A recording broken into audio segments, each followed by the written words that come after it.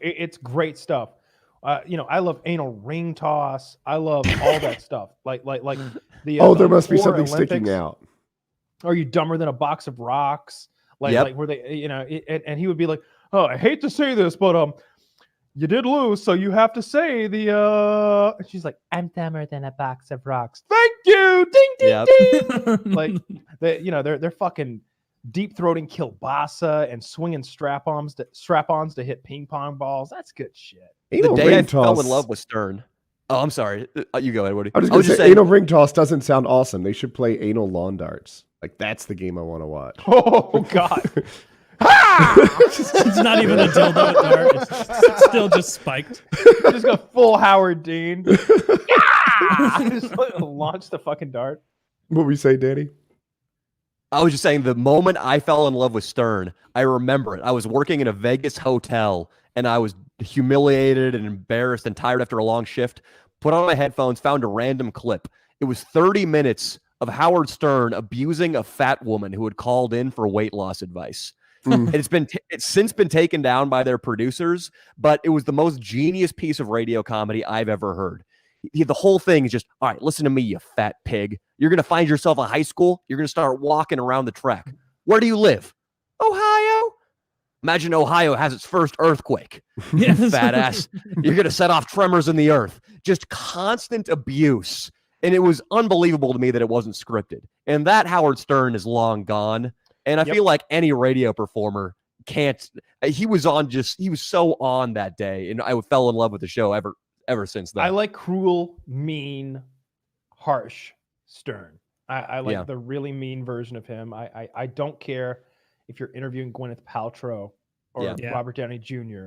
I don't need that. I don't need to hear, oh, so do you still love Sarah Jessica Parker, Mr. Robert Downey Jr.? I don't fucking care if he still loves her. I don't fucking care about if he calls Matthew Broderick first and asks permission if he can have lunch with Sarah Jessica Parker. I don't fucking care. Mm-hmm. I want to hear about him killing this dude. Or how he killed those two people in the car that one time. Yeah. I want to hear about the most cocaine he ever did. Wait, Robert Downey Jr. killed two people in a car? Matthew Broderick killed a family in a car. Yeah. He got in a head-on collision, and I believe 2 women died, and he doesn't remember any of it. Was he under the influence of anything, or was it just an accident? I don't think so. Or at least they didn't prove he was under the influence of anything. And he didn't do any time at all, or he did maybe a week or something. I think he should have, if you get into a car accident like that. I didn't mean it. Not if he wasn't at fault. The man won a Tony.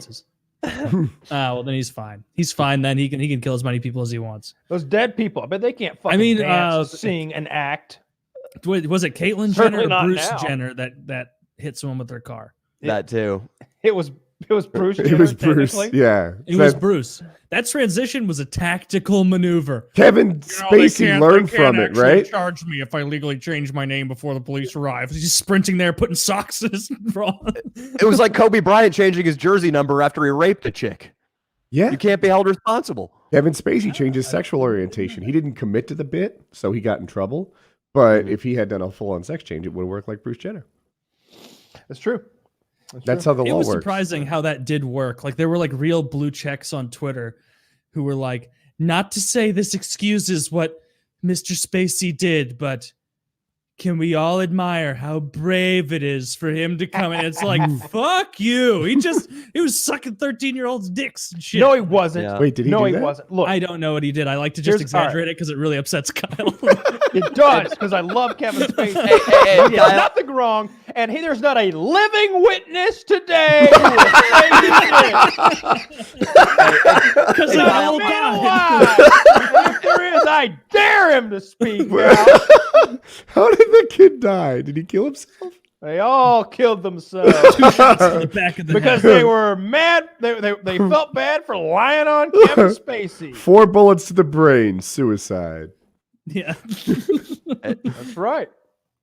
And I'm sorry for trying to interject there. I just want to say before everybody hates me, I don't believe Kobe Bryant actually raped that girl. She sounds like a real screwy broad. Oh, he raped that bitch. He raped that girl. Did he? Yeah. She had the semen of like 3 other dudes in her panties. No, she when They didn't. did a Nope. Yeah, she did. That's a lie from the Kobe Bryant legal team. It is. Oh. Yeah, no, Okay. her pussy was all beat up or something, and they said that was consistent with having sex with other people, but there was no like proof, and she said that wasn't true. She's like, no, that's consistent with having sex, being raped by an all-star. yeah, exactly. That guy, he's got stamina. Can you Like, imagine he how can keep hung going. he is? How tall is Kobe? I'm gonna make it up. 6'7", something like that. 6'6", yeah, something like that. Meanwhile, Jordan's fucking, no, fucking who? My rapist friend is dead. That was he's like, Kobe may be responsible for another crying meme.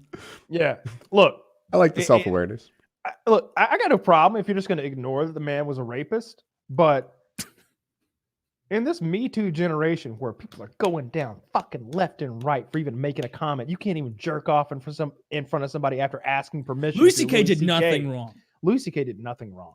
I support people going down because you had a bad date with them, and meanwhile, what's that guy's name? That poor little guy Aziz Ansari. Yeah, he couldn't hurt a fly. No, couldn't. Fly would kick that guy's ass. He's tiny. He's Indian. He's weak. Yeah. Tom Haverford, no chance. I heard more about Louis C.K.'s side watching the Jerry podcast, and I'm starting to come around to your side on this. Like Louis C.K. So the reports were he did some stuff that wasn't cool, like stood in front of the door and things like that. And he's talking to Jerry, and he's like, I can't defend myself. You know, like I did masturbate in front of girls who maybe unbeknownst to me felt like they were obligated to stick around because, you know, he's had a better career or something. But he's like, I thought I was just picking up girls. That stuff about me standing in front of the door is completely untrue. I have never done that. I would never do that. And I feel like I can't put my truth out there because it's not well received. And I'm like, wow, that's rough. Part of the way they intentionally the media expressed the information dishonestly when they're acting like 2017 Louis C.K., top of the world, one of the most powerful guys in comedy. They're acting like it was that version of him and not the like 2007, going on Opie and Anthony getting spots, like not a powerhouse at all kind of guy. And so it's like he was not the king. I don't care how powerful you are. If you ask a woman if you can masturbate in front of her and she says yes, then you've got the fucking green light. I agree with you. It's just I didn't like how they totally. Sarah Silverman. Bill Gates asked me if he could jerk off, and I said yes because of all the computers and shit. Get the Bill fuck Gates out of here. Jerk He off asked for like $60,000. Sarah Silverman. I think I have my facts right here. She was like, he jerked off in front of me, but this isn't a Me Too situation at all. I was cool with it. Yeah, it's like, all right, go girl. Yeah, she's got some big old titties.